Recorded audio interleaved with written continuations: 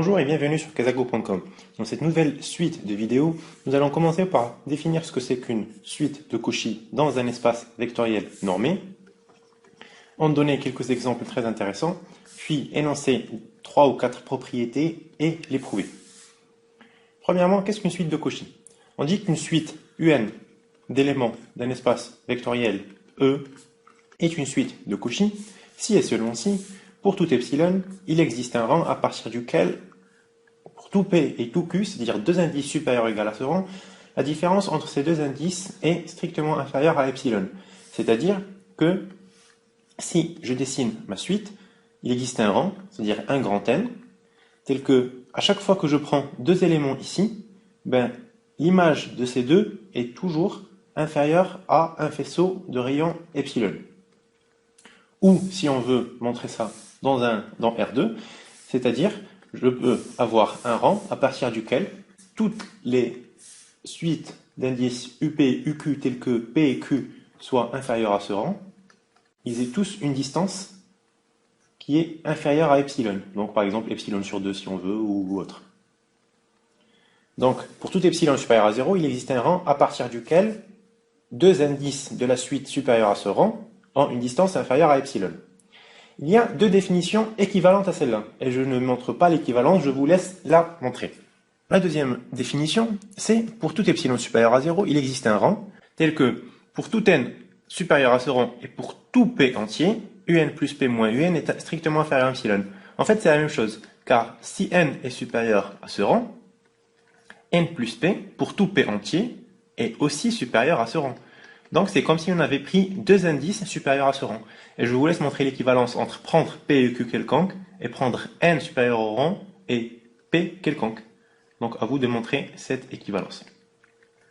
Troisième définition qui peut servir des fois, c'est on dit qu'une suite est de Cauchy si on peut en fait majorer ce qu'on a dit juste avant par une suite qui dépend de N, et il faut vraiment préciser que ça doit être indépendant de P.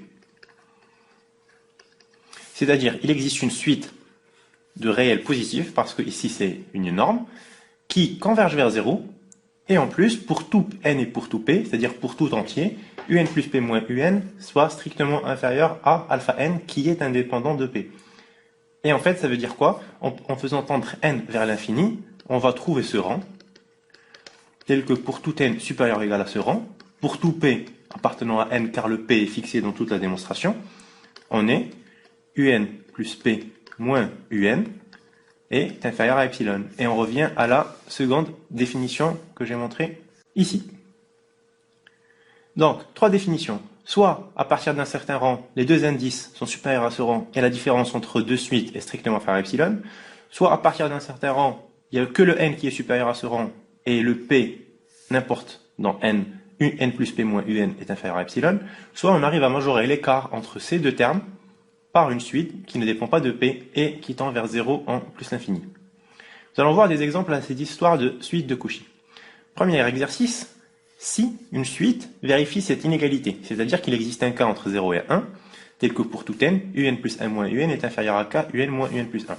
En fait, cette suite, on l'appelle une suite contractante. C'est-à-dire, chaque différence de suite est toujours inférieure, parce que c'est strictement inférieur à 1, à celle d'avant. Les différences entre les deux éléments de chaque suite rétrécissent de plus en plus. Et évidemment, on remarque bien qu'à partir d'un certain rang, ils seront tous inférieurs à un epsilon qui sera fixé. Et je vous laisse montrer qu'on arrive très bien à montrer que un plus p moins un est en fait inférieur à une fonction alpha n qui ne dépend pas de p, qui tend vers 0 en plus l'infini, car il y aura le k puissance n, et c'est de là où on comprend que k doit très bien appartenir à l'ensemble 0,1. Le deuxième exemple, c'est pour tout n appartenant à une étoile, oméga n, c'est 1 plus 1 sur 2 jusqu'à 1 sur n. En fait, oméga n, c'est la série connue des 1 sur k, pour k allant de 1 à n. Et on va voir dans le chapitre sur les séries que cette série tend vers plus l'infini. Ici, on va voir une preuve se basant sur les suites de Cauchy. On va calculer oméga 2n moins oméga n. Et en fait, il ne reste que les termes entre 1 sur n plus 1 et 1 sur 2n. Chaque terme, en fait, est supérieur à 1 sur 2n. Et comme il y en a n, donc la somme est supérieure à n sur 2n. et en simplifiant par le n, on arrive à montrer que oméga 2n moins oméga n est supérieur ou égal à 1 sur 2 pour tout n appartenant à n étoiles. Donc, oméga n n'est pas une suite de Cauchy. Parce que, à partir de n'importe quel rang, on pourra toujours trouver deux indices qui soient 1 sur 2 éloignés. Et donc, on ne pourra jamais trouver un rang à partir duquel tous les indices seront epsilon proches. Donc, n'est pas une suite de Cauchy. Donc, n'est pas une suite de Cauchy. Or, oméga n, évidemment croissante, car oméga n plus 1 moins oméga n est égal à 1 sur n plus 1 positif. Donc, une suite croissante qui ne converge pas est forcément non bornée. Non bornée, et donc, elle diverge vers plus l'infini. Et c'est ce qu'on va voir dans le chapitre des séries. Maintenant, des propositions importantes sur les histoires de suites de Cauchy. Premièrement, toute suite convergente est de Cauchy. Deuxièmement, toute suite de Cauchy est bornée. Et troisièmement, une suite de Cauchy qui possède une valeur d'adhérence, au moins une valeur d'adhérence est convergente. Et donc, elle possède une unique valeur d'adhérence. En fait, c'est une propriété qui tourne un peu en cercle, mais c'est pas exactement ça. Car on suppose qu'elle en possède au moins une, on montre qu'elle est convergente, donc ce au moins se transforme en unique. On va essayer de montrer cela. Premièrement, une suite convergente est de Cauchy. Pourquoi? Si une suite converge vers L, alors on sait que pour tout epsilon supérieur à 0, il existe un rang à partir duquel tous les éléments sont epsilon proches de la limite. Maintenant, si on pose un epsilon supérieur à 0, c'est pour montrer qu'il est de Cauchy, en fait, en utilisant la première propriété que j'avais rappelée, c'est-à-dire la première définition. Et j'applique cette propriété pour epsilon sur 2, mais en remplaçant n par q et une fois n par p. Et en prenant le même rang, n égale à n. Le même rang de la convergence que le rang de Cauchy. Donc, on a, pour tout q supérieur ou égal à n, pour tout p supérieur ou égal à n, norme de UP moins UQ, en utilisant l'inégalité triangulaire, est inférieure à la norme de UP moins L, plus la norme de UQ moins L. En fait, en faisant ici plus L moins L. Et donc, c'est inférieur à epsilon sur 2, plus epsilon sur 2, d'après ça. Et c'est donc inférieur à epsilon. Donc, c'est une suite de Cauchy. Pour dire qu'une suite de Cauchy est une suite convergente, il faudra s'intéresser aux espaces de Banach ou aux espaces complets. On verra ça dans la prochaine vidéo. Maintenant, une suite de Cauchy est forcément bornée. Comment on montre cela?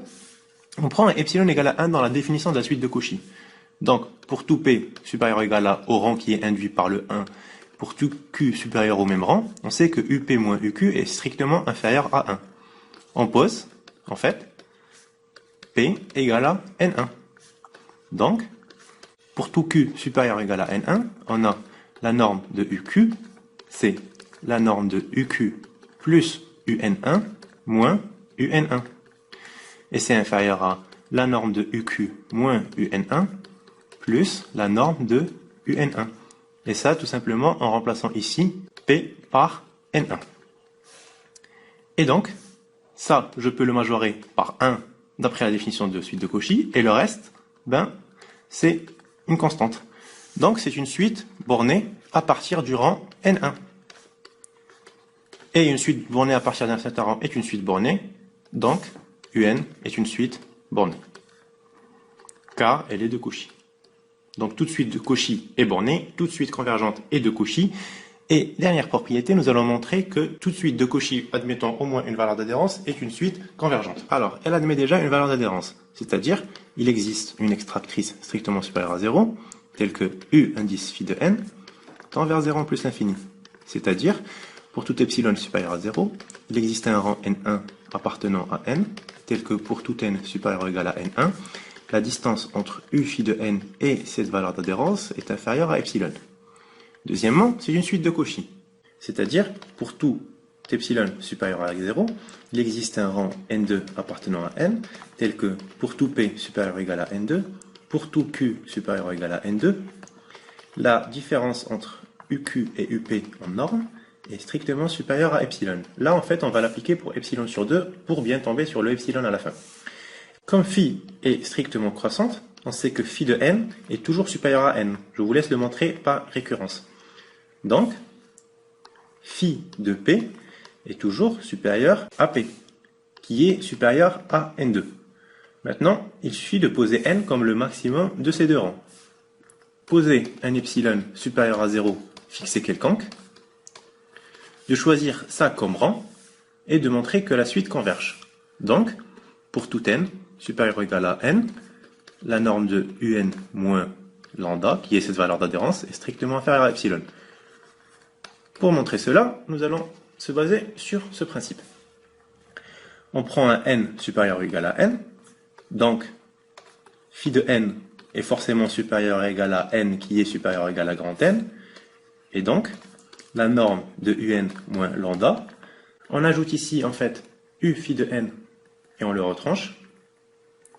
Et en utilisant l'inégalité triangulaire, on peut très bien dire que c'est inférieur à un moins u phi de n plus u phi de n moins lambda. Cette partie est inférieure à epsilon sur 2 car u phi de n converge vers lambda car c'est la sous-suite extraite qu'on a prise. Et cette partie, on a les deux indices qui sont supérieurs au rang de la suite de Cauchy, car il est supérieur à N1. N2, pardon. Et donc, ça sera aussi inférieur à epsilon sur 2. Donc, le tout est inférieur à epsilon. Donc, la suite converge. Et en fait, on vient de montrer que toute suite de Cauchy qui admet au moins une valeur d'adhérence converge. Que toute suite de Cauchy est bornée et que toute suite convergente est de Cauchy. Et on vient d'expliquer trois propriétés qui sont très essentielles pour montrer ultérieurement que tout espace de dimension finie est un espace complet, et je vous invite à regarder les vidéos suivantes pour bien comprendre. Une petite remarque rapidement, si on est dans un espace vectoriel normé muni de deux normes équivalentes, ou tout simplement dans un espace de dimension finie, car toutes les normes sont équivalentes comme je l'ai dit auparavant, alors un est de Cauchy pour une norme, ça équivaut à dire qu'elle est de Cauchy pour l'autre norme. Tout simplement parce que la définition de la suite de Cauchy qui utilise une norme quelconque induira la même définition pour l'autre norme par équivalence des normes. Et ainsi, on finit cette partie 1 préliminaire sur les suites de Cauchy. Si vous avez des questions, des remarques, c'est toujours à omar@kezako.com. Dans les deux prochaines vidéos, nous allons voir ce que c'est qu'un espace de Banach et une partie complète dans un espace de Banach ou pas. Merci et très bonne journée.